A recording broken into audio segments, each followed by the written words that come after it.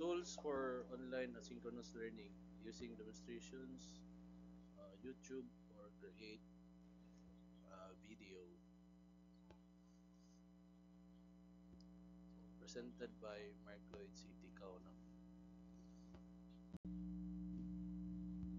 So introduction. So asynchronous learning allows students to learn at their own pace. So demonstration tools such as YouTube or self-created video make it easier. So to deliver clear and engaging content. So what is asynchronous learning? So asynchronous learning without real-time interaction with instructors. No?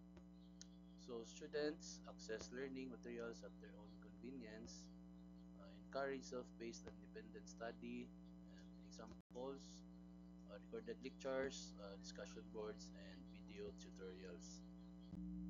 So importance of video demonstrations. So visual learning enhances understanding, helps explain complex process step by step, can be paused, replayed, or rewatched by students, improves retention and engagement. Tools for creating demonstrations, no? Post or share videos, Screentasmatics, screen recording narration, OBS Studio, open source software for recording and streaming, no? So Canva, PowerPoint, create video presentations with narration, Loom, quick video messages, and tutorials. Steps in creating an effective video. So number one, plan your lesson and write a simple script. Number two, record clear audio and video, good lighting and sound. Number three, use visuals and demonstrations for better understanding. Number four, edit and enhance for clarity. Five, upload to YouTube or LMS for student access. So best practices for synchronous demonstrations. So keep video short and focused.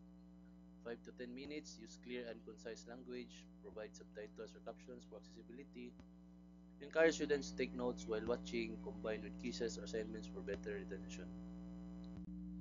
So conclusion, video demonstrations are a powerful tool for online asynchronous learning. They allow students to revisit lessons every time, and anywhere, no? So leading to deeper understanding and flexible learning.